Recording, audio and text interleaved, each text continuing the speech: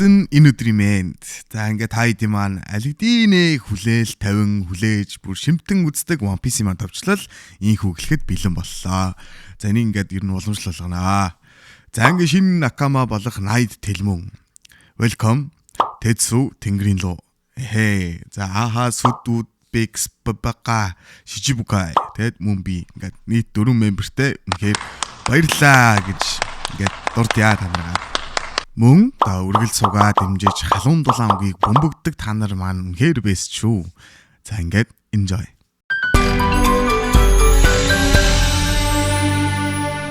За ийхүү дараагийн анги маань Робины өнгөрснөр эхэлнэ. Охарагийн устгалын дараахан засгийн газрын хүндэт нэгэн Спандини гихч өрөө дүрэн сэтгүүлчдийг цуглуулan Охара дээр яг юу болсон талаар ярьж буугаар эхэллээ. Охарагийн иргэдийг нүүлгэн шилжүүлэх гэж байсан тэр усан онгоцыг Нико Робин дэлбэлсэн. Мөн Тэнгисийн цэргийн усан флотыг хүртэл юу ч үгүй болгож хайсан. Тэр хүн бол яахаарахгүй Нико Робиноос өөр хүн байхгүй. Би тэр дүр төрхийг хизээж мартаж чадахгүй.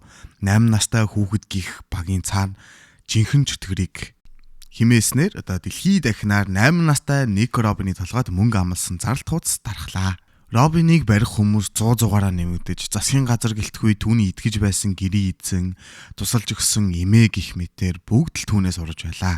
Ийхүү Робин бүгдээс цухтааж арлаас арлын орон цухтаж хогийн савнаас өөрөөс нь хоол нэхэх гидсэндээ идэх зүйл хайн хүтнийг үл ажран цасаар хүнжилхийн гадуур хоногч нь элбэг байлаа.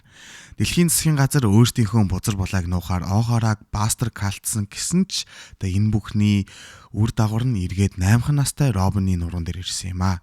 Робиноос төрүүлээд цуу яриа зарлалын хуудас түүний хүрэх газар болгон түүнээс урьдан очдог байлаа. Өөртөө нь ярилцах хүн болгоны нүд ямар сэтгэлгүй зөвхөн мөнгөл бодох хүн нэртэй араатнууд мэт. 79 сая бэригийн шагналтай 8 настай охины араас хөгшчөд буу агсан хүн.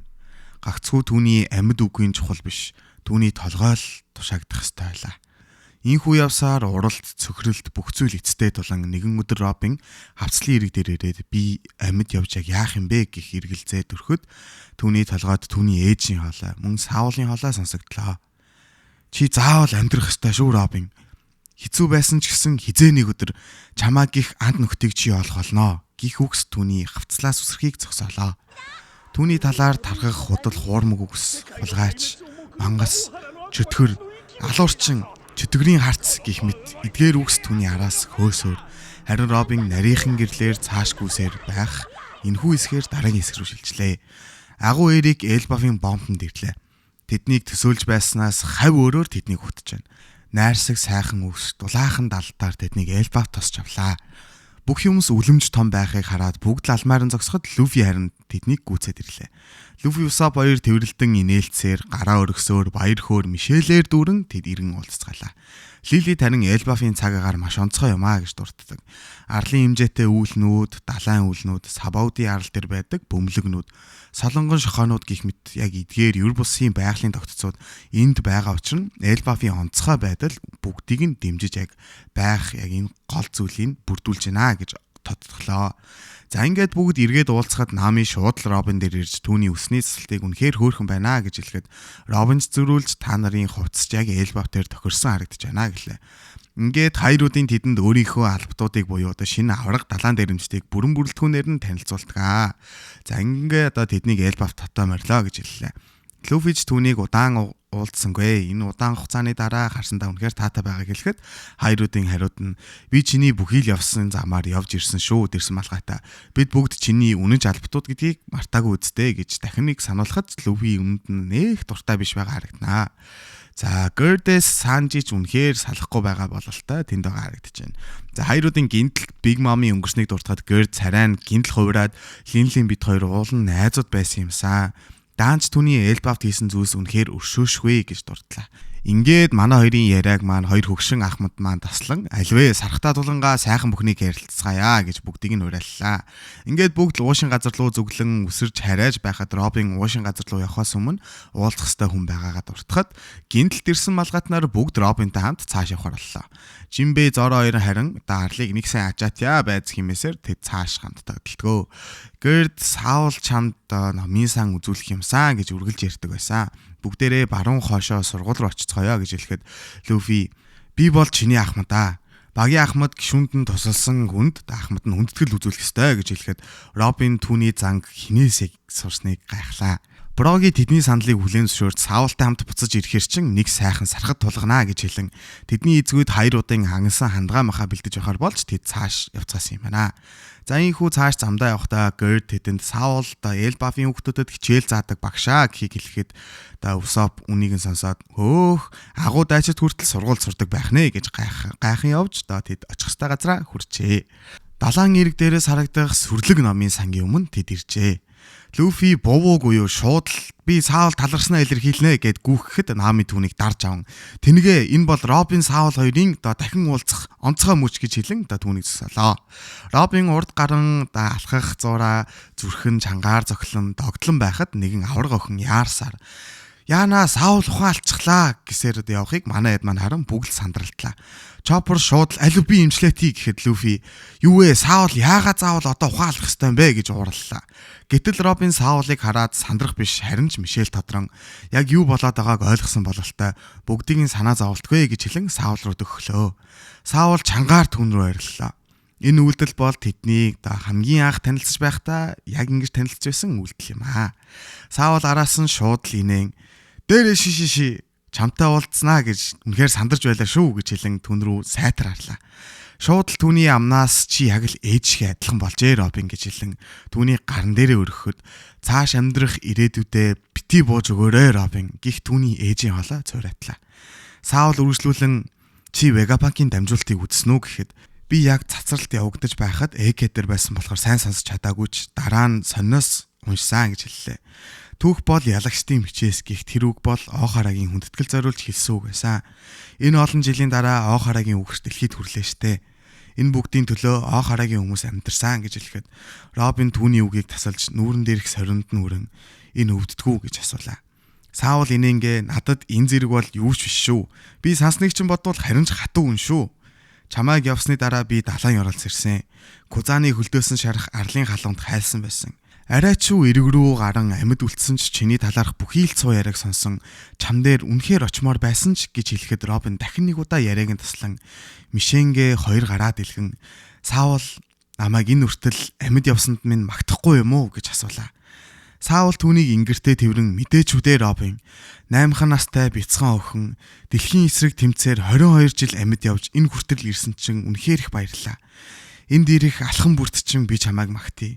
Чи үнэхээр сайн байлаа Робин. Амьд байгаад чинь үнэхээр их баярлаа гэж хэлсээр тэд уйллаа.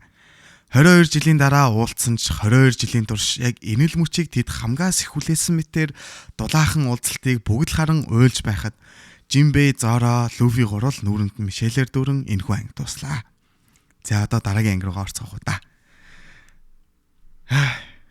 За дараагийн анги маань шууд Люфи тэдний өмнө ирээд Саултай мэдлээ. Гэхдээ энгийн байдаг шигэ би далайн дэрэмчийн хаан болох хүн гэдгээрээ биш харин шал өөрөөр нэг тийм якуза маягийн өрөлт аваад гараа сунган манай багийн гишүүнийг харж хандаж явсанд баярлаа гэж хэллээ. Манайхан ч Люфигийн энэ бүгдийг нь хаанаас сурсан юм болоо гэж гайхан ярилцгаалаа. Робин Люфиг манай багийн ахмад Люфи гэхэд Саул түүнийг мэднэ. Энэ дэлхий дээр олон танигдаагүй бусдад нөлөөгүй хүн Йонко гэх цол ирмийг авдаггүй шүү дээ. Гэхдээ Саулыг баярлуулж байгаа зүйл бол Люфигийн цол иргэм түүний толгойд амлсан шаарамжандаа биш харин түүний Робинд үргэлж хүсдэг байсан найс нөхөдтэй босонд нь үнэхээр их баярлжалаа. Саулд ирсэн малгайтууд руу харан энэ бол чамайг ямар ч нөхцөлд ямар ч байдалд хамгаалж чиний өмнөөс чамайг гих хүмүүс шүү дээ гэж хэлэхэд бүгд л дахин уйлж эхэллээ. Саул бүгдд нь талархал илэрхийлэн бүхийх үед Лилит гарч ирэн түүнд өөрийгөө Вегапанк гэж танилцууллаа. Саулч түүнд нэг л итгэж өгөхгүй л байлаа. Жимбэ гинтл нэг том аврах төмөр айрцгийг гаргаж ирэхэд бүгд л түүнийг юу юм бэ гэж гайхацгаалаа. Харин энэ бол хөгшин алим Стеллагийн бүрэн бүтэн клоун буюу хувилбар юм аа гэж Лилит тайлбар өглөө. 20 жилийн өмнө тэнд энэ хувилбарыг Экедээс өөр арал дээр ажиллуулах арга олж чадахгүй байсан бол саяхан Лилит яасан гинэ мэдэхгүй нэг юм олоод тэгээд өөр арал дээр ажиллуулж болдог болгоцсон гинэ. За мэдээж Люфи шок. Тэгээ бусд нь ч бас хэлэхгүй боллоо. Лили дүрвэслүүлэн би Элбаф дээр өөрийнхөө лабораторийг байгуулад Стеллаг буцааж амьдруулмаар байна. Бас Кумаг яг яаж буцааж хэмнэнд нь оруулах вэ гэхэд мэдээж Бони түн дээр гүгээд ирлээ. Саул харин хуучны андаа эргээд амьдруулахдаа баяртай байгаад ч яагаад Вегапанк эмэгтэй болчихоо гэж гайхлаа.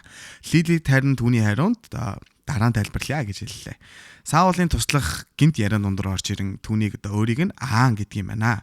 За тэгээд өөрийгөө туслах багш гэж танилцууллаа. Ингээд манай хідэд сургуулийг танилцуулахаар болж Усап, Луфи, Зоро гурван маань аврах хүүхдүүдэд хөөгдөж байгаагаа ч мэдэх юм алах цааш явсаар л байна.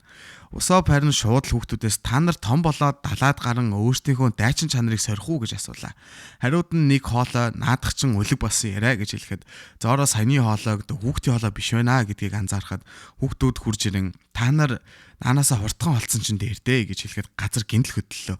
Хүүшээ юу вэ яана гэд харсан чинь тэд биологийн багшийнхан дээр нь гарцөө сайхан яриад байсан юм байна. Луфич мөөмийнхэн завсар үсэрсээр тоглож гарлаа. Манай багш маань нэх юмд бодохгүй байгаалагтай тэдний гар дээр өргөн Элбаф тавтаамарл. Манай хүүхдүүд далайн дөрвөн захирчдын нэгтэй ёс зүйтэй харьцахгүй байна уу да. Уучлаарай гэж хэллээ. Ингээд Рипли гих багш маань тэднийг өндөр дөргөн хаан Харалдын сургаалыг тэдэнд хэллээ. Элбаф бусад ус оронтой дайн дажин байлдаан бус харин найрсаг харилцааг эрхэмлэх ёстой. Хаан Харалд бол тийм л хүн байсан. Элбафыг шинжлэх хүсэл ирмэлзэлтэй мундаг хүн байсан ч Харалд ханхуу Локи гих өөрийнхөө төрсөн хүүдээ амиа алдсан. Тийм ч учраас яг одоогоор бид хаангийн ус усан. Бид бүгд Локигийн хийсэн нүглийг хүлээн зөвшөөрч чадахгүйгээрээ өдийг хүртэл амьдарсаар ирсэн. Бид одоо харин ч тайван байдлыг эрхэмлдэг болсон шүү. Гэхдээ Луфи чи зарлалт хуудснаасаа арай өөр харагдаад байна уу да? Чи цагаан үстэй байсан. Тэр үү? Тэр чин би штэ. Гэхдээ би тэр үедээ хамгаас их чөлөөтэй байхдаа тийм болчихдөг юм аа. Рипли догтлон чиний тэр дүр төрх Элбафын домогт гардаг дайчинтантай их адилхан байсан гэж дурдлаа. Элбафын өөр нэг хэсэгт Робин, Чоппер, Бони, Лилит дөрвөн маань Саултай хамт шар шувуу номын сангийн урд ирсэн байлаа. Саул номын сан руу орохоос өмнө нэг зүйл тайлбарлая Робин. Охарагийн сүрэл босны дараа би тэдний хичээл зүтгэлийг үнэхээр мартаж чадахгүй байсан болохоор хоёр үеийн тэр эдийг авч буцааж утсан. Гэтэл үнэхээр гайхмаар зүйл нь би бүхий л эрдэм шинжилгээ, ном содар гэд бүгдийг нь нэгийн жалталгүйгээр аварч чадсан. Учир нь тэд бүгдийг нь ус руу шидэж устгаас нь хамгаалсан байсан гэж хэлэн дотогш ороход Робины барьж байсан ном үүдээр орвоогүй юу шууд л том болчихлоо. Ийхүү шар шувуу номын санаг бид харлаа. Энэ бол Охарагийн эрдэмтдийн насаараа судалсан түүх, соёл, шинжлэх ухааны алдагдсан онолууд байлаа. Энэ бүх номнуудыг томруулж энд хадгалж байгаа гэж Саул хэлэхэд Робин өнгөрснөө сандаг. 8 настай байхдаа Кловер профессор түүнээс чи номонд дуртай юу? Энэ бол дэлхийд ганц байх агуу номын сан гэх үгсийг саналаа. Робины нүдэнд нулимс сурахад Саул чангаар би энэ бүгдийг чамд харуулах гэж өдийг хүртэл хамгаалж байлаа Робин гэж хэлэн хэсэг өршлөгдлөө. Үхлэрилэмд Локи хин нэгэнтэй ярьж байгаа харагдана. Моза гэх нэгэнтэй дэндэ мушигаар ярьж байлаа. Удаан жил энэ ганцаардлыг ганц арилгаж өгдөг түүний өрөөсөө харж байгаагүй найз гэж тодтгон түүнээс тэр үед болсон аимшигт явдлаас одоо хүртэл айдаг юм шүстэй гэхэд бодоход хүртэл аимшигтай байна. Чи би тэнд байсан бол чиний төлөө бүгдийг нь алах байсан юм. Наад аимшигтай хэрцгий үгний чинь цаана сайхан сэтгэлтэй Локи байж л байгаа үсттэй гэхэд Локи өөрийг нь сайхан сэтгэлтэй гэж хэлсэнд нь уурлаа. Дахиж битгий намайг тэгж хэлээрэй гэхэд хэсэг тосгон руу өөрчлөгдлөө. Найр эхлэхэд бэлэн болсон ч тэдний гол эзэд нь араахан ирээгүй байлаа. Гэтэл гинтл хар аянга цамгагийн дээр захилаа. Ер бусын чөтгөрийн гимээр тойрог газар дүүсэн титмийн өрөөнд пентаграм үүсэн дотроос нь хоёр нүмерхтэн өвдөгсөгдсөн байдалтай гарч ирлээ. Эрэхтэй нь яг л Шанкс шиг харагдах ба тэрээр Марижо болох үеэр 5 горосотой ярьж байсан хүн гэдэг нь инхүү ил болно. Харин түүний хажууд байх эмэгтэйгийн төрх нь амаа хаасан нэг нүдэ үсээрээ далталсан цэнхэр үстэй байх юм.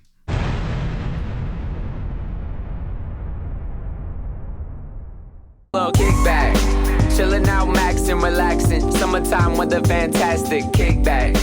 I'ma crack another cold one. Barbecue chicken almost done. Kickback.